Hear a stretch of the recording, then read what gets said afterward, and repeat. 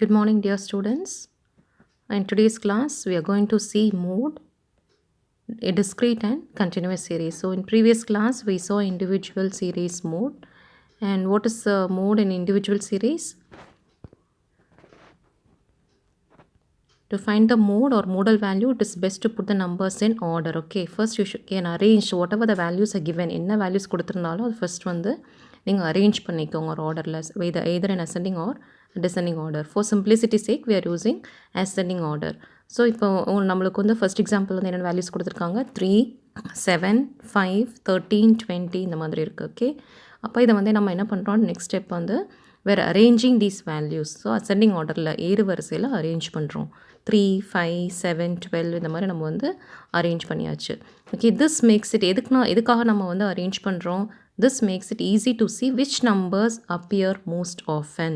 So மோட்னாவே என்னது, the value which occurs a maximum number of times. எந்த மதிப்பானது அதிக தடவை ஒரு தொகுதியில் வந்து இடம்பெற்றிருக்கோ அதுதான் வந்து முகடு அப்படின்னு சொல்லி சொல்கிறோம். ஸோ in this case இப்போ வந்து இந்த வேல்யூஸ் அரேஞ்ச் பண்ணியாச்சு. இதில் வந்து எந்த வேல்யூ வந்து அதிகமாக ரிப்பீட் ஆகிருக்கு அப்படின்னு பார்த்தோம்னா 23. ஸோ போல்ட் லெட்டர்ஸில் கொடுத்துருக்கேன் பாருங்க, this is 23. Okay, so this 23 is repeated 4 times. Okay, so that is what is mode. Okay, 23 mode is equal to 23. Similarly, we taking one more example, 19, 8, 29, 35, 19, 18, 15. So we are arranging these values. So 8, 15, 19. So what is the mode value here? 19 is repeated 2 times, so mode is equal to 19. Okay, and coming to the next example. So this is discrete series. Okay, so we have to find the values which is the highest value. On a individual series we saw which value was repeated maximum number of times. எந்த மதிப்பு அதிக தடவை இடம்பெற்றிருக்கு அப்படின்னு பார்த்துட்டு individual சீரீஸில் calculate பண்ணோம். So இங்கே வந்து we have here discrete series. Okay, so if discrete seriesல வந்து இதை வந்து ஃப்ரீக்வன்சி அப்படிங்கிறது வந்து என்னன்னு சொல்கிறோம், எண்ணிக்கையே சொல்கிறது. இப்போ ஃபார் எக்ஸாம்பிள் 45 மார்க்ஸ் எடுத்த ஸ்டூடெண்ட்ஸ் வந்து 8 ஸ்டூடெண்ட்ஸ் இருக்காங்க. 50 மார்க்ஸ் இதை வந்து வெயிட் கொடுத்துருக்காங்க. சரியா, 45 வெயிட்டில் இருக்கிறவங்க வந்து 8 ஸ்டூடெண்ட்ஸ் இருக்காங்க.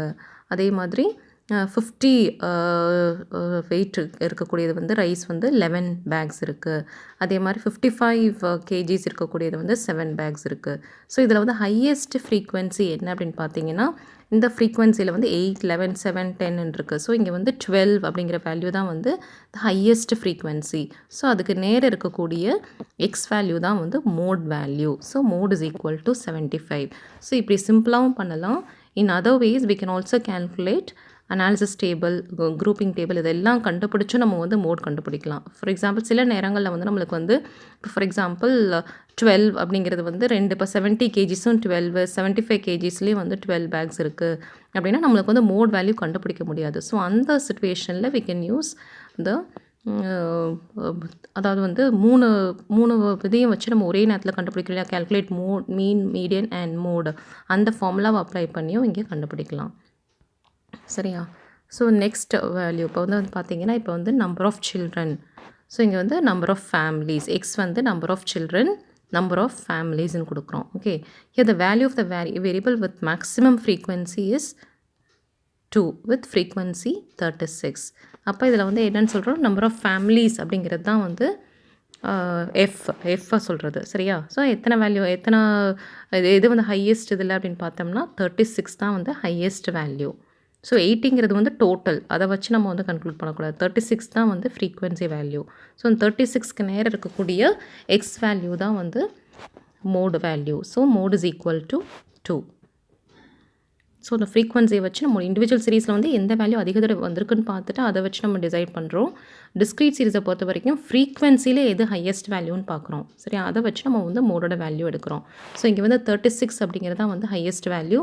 ஸோ இந்த 36 அதுக்கு நேரம் இருக்கக்கூடிய எக்ஸ் வேல்யூ தான் வந்து mode. So mode is equal to 2.